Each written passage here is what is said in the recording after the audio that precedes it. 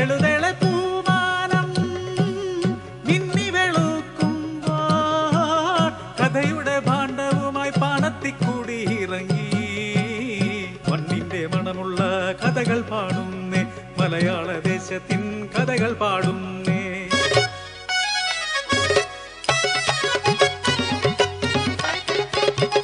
പഴമയിലും പേരുകേട്ട പുങ്കവനാട്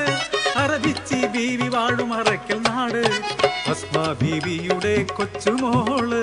വമ്പിലും മുമ്പിലും വീരത്തി ആയിഷ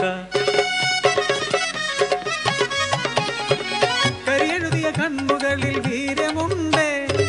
നോക്കിലും വാക്കിലും ശൗര്യമുണ്ട് ആയുധവിദ്യ പഠിച്ചിട്ടുണ്ട് അവൾ ആണിനെ വെല്ലുന്ന ധൈര്യമുണ്ട്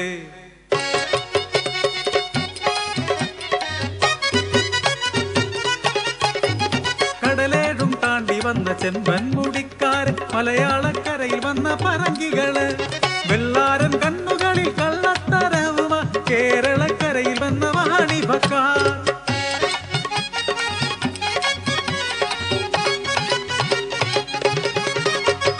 ഒരു ചീറ്റപ്പുരി പോലെ ചീറിയവൾ പറങ്കികൾക്കെതിരായി കരുക്കൾ നീക്കി കെട്ടൊടുങ്ങാത്തൊരു ശൗര്യം പെണ്ണിന് കനലിൽ കൊരുത്തൊരു കരളുമുണ്ട് അസ്വസ്ഥരായ വിദേശികൾ പെണ്ണിൻ മാനം അപഹരിക്കാൻ കയ്യുറപ്പുള്ള പത്താണുങ്ങളെ വെള്ളിയങ്കല്ലിലേക്ക് അയച്ചു വന്ന പുളി കഴിഞ്ഞീറനൊടുത്ത പെണ്ണ് പൂവൻ പഴം പോൽ തുടുത്ത പെണ്ണ് 10 പേർ ചുറ്റിലും വളഞ്ഞവളെ കത്തുന്ന മോഹ കണ്ണുകളാൽ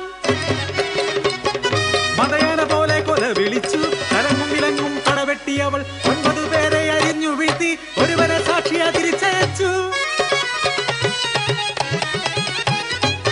കടമിഴിക്കോണിൽ കവിതയൊളിപ്പിച്ചു പെണ്ണത്തം കണ്ണാടി കൂട്ടിലൊതുക്കിയ ആയിഷയെ കണ്ട് മോഹിച്ചു പോയി കരുത്തരിൽ കരുത്തനാം കുഞ്ഞിക്കേളു മാർഗവും ലക്ഷ്യവും ഒന്നായവർക്ക് സായിപ്പന്മാരിൽ നിന്നും സ്വാതന്ത്ര്യം നേടാൻ നാട്ടുകൂട്ടം കൂടി പടയൊരുക്കി അവർ ആ ഗ്രാമത്തിന്റെ ഉണർവായി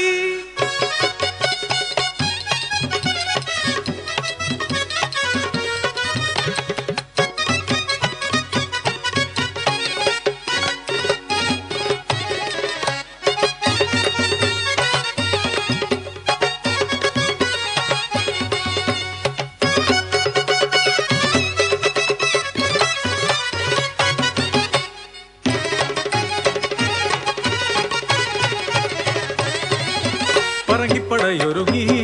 ചുറ്റിനും പീരങ്കികൾ നിരന്നു കേളു നയിക്കുന്ന നാട്ടുകൂട്ടം അലർച്ചയോടെ നീങ്ങി തുരുതുര പീരങ്കി നിറയൊഴിച്ചു 1000 ആളുകൾ മരിച്ചു വീണു ധീരനിൽ ധീരനം കേളു പടവെട്ടി കോട്ടയിലെത്തി കൊച്ചു സായിപ്പിൻ വലതുകരം ഭൂമിയാൽ അറുത്തു ചുറ്റിനും കൂടിയ പറങ്കിക്കൂട്ടം നിറയൊഴിച്ചവനെ നിലത്തു വീഴ്ത്തി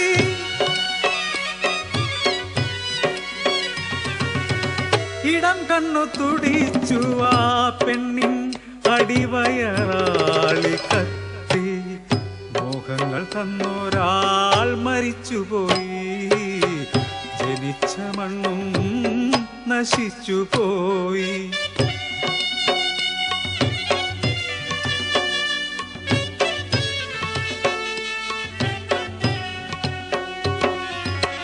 പടച്ചട്ടை അണിഞ്ഞാലും പോർ വിളിച്ചലറിയാലും പെണ്ണിൻ